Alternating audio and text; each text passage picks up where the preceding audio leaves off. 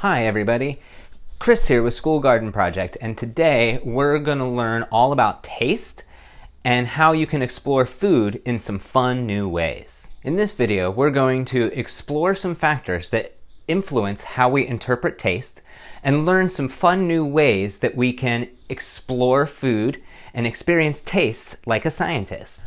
I bet you can think of a food that you love that a friend or family member of yours can't stand. Since taste and flavors can vary so much from person to person, it's important for us as scientists to, when we're describing how those foods taste, to describe them in an objective, non-opinionated way.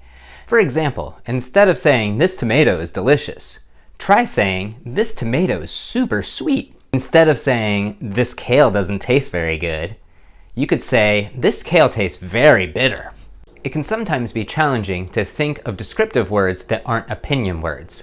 So to help out, I've compiled a list of some nice descriptive words that you can use to help describe taste, texture, and appearance of foods that you try. First off, we have appearance words.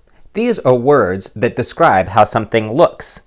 They could be shiny, or dull, pale, or speckled. Next, we have texture words. These words describe how something feels, either by picking it up or how it feels when you're chewing it in your mouth. These words can include things like dry or moist, crumbly or rubbery. Finally, our last set of descriptive words have to do with how things taste. So you could say they're sweet or spicy, sour or bitter. You think of any words to describe a taste that you've tasted recently? Now that we've added some new food descriptive words to our vocabulary, let's see if we can apply those by having ourselves a taste test. For my taste test today, I'll be sampling 3 different apple varieties: Fuji, Granny Smith, and Red Delicious.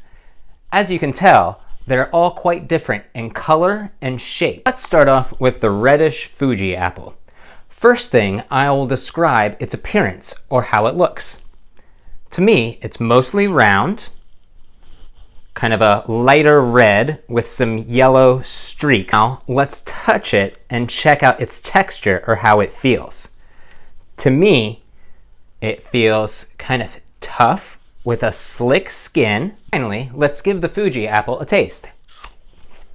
To me, it tastes really sweet with kind of a crisp bite and extra juicy. Next, let's try the Granny Smith apple. Again, we'll start off by looking at the appearance, or how it looks. This one is green, a pretty good round shape with some little white specks. Next, let's feel the texture of the Granny Smith. Feels kind of tough and waxy. Finally, let's taste it. First thing I notice is how sour the Granny Smith apple is. The next thing I notice is that it tastes very juicy and very crisp. I think even more crisp and breakable than our Fuji apple was. Finally, let's take a look at a Red Delicious apple. Again, looking at the appearance, I notice that this one has a different shape. It's a little bit more pointed down at the bottom and wider at the top.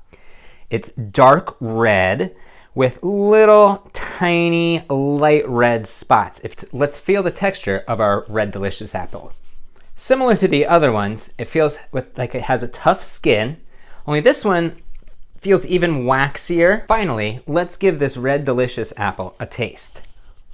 First thing I notice is that it's not quite as sweet as the Fuji or as sour as the Granny Smith, and it has almost a mealy texture in my mouth. Now that you've seen a few different examples of how to taste test using more scientific and less opinionated words, see if you can try this at home with your friends and family. Today, we learned some really cool new words that we can use to describe how foods look, feel, and taste in a more objective scientific way that anyone, regardless of their age or their taste buds, can understand. You can even set up your own taste test at home with your friends and family. Thanks for following along with my taste test journey, and best of luck to you on your tastings.